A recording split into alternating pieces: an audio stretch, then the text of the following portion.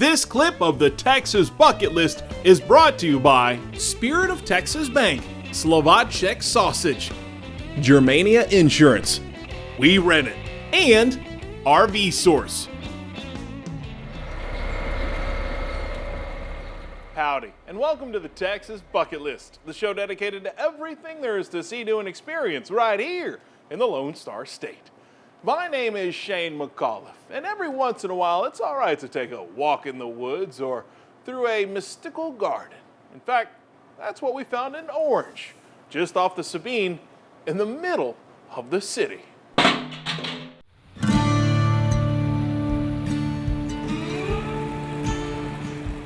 Orange, Texas. It's as far east as you can roll before heading into the territory known as Louisiana.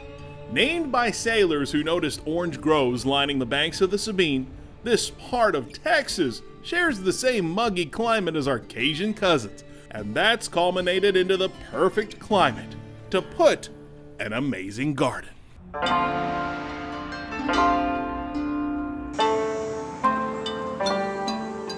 We're at Shangri Botanical Gardens and Nature Center in Orange, Texas. Rick Lewandowski is the director of this 252-acre oasis. Well, this was the former home of H.J. Lutcher Stark, a member of the Stark family who was involved in lumbering and later in becoming an environmentalist here in Orange, Texas. After World War II, the gardens to Stark's home were open to the public during the spring, and for years it was a popular annual stop in the Lone Star State. But in the late 50s, the gardens were closed.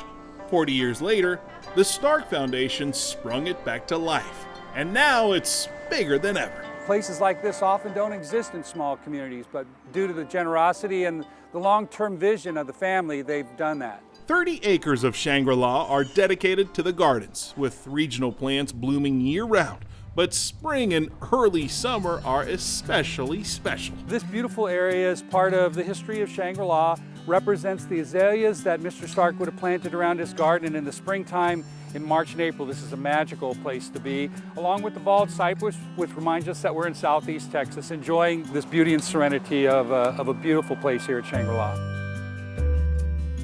We combine the best of gardens and nature to teach people about the value of the environment we live in. But it's not just flowers full of color here. You can sit on the banks of Ruby Lake and view nesting birds from the heronry blind, or even take a boat ride on Adams Bayou. It's a very popular experience because it gets people to see part of the natural systems here in southeast Texas in ways that they couldn't otherwise enjoy. I mean, we get school kids all the time, you know. That's part of that's our program, and they love to look and see. Susan Montaigne is an environmental educator, and she points out the particulars on the serene spin on the stream. So the silver leaves you see, that's a swamp maple. The main attraction is a Texas record holder, the oldest pond cypress in the state. The survivor tree is a state champion tree for Texas. It's a pond cypress. It is actually 1,241 years old. Making it the champion tree for Texas, of a pond cypress. Now they don't normally grow this side of the Mississippi, but we all know that seeds get carried and passed in different ways. You know, just think about Native Americans canoed past here. Pirates, maybe. Maybe there's treasure. Maybe so.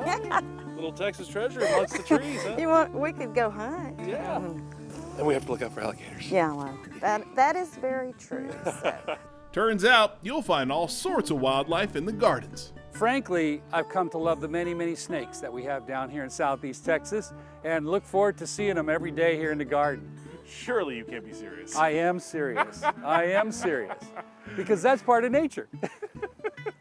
Part of our philosophy, like you see here, this big dead tree, we leave things because that makes a great habitat. It's been said that life is a garden. Dig it!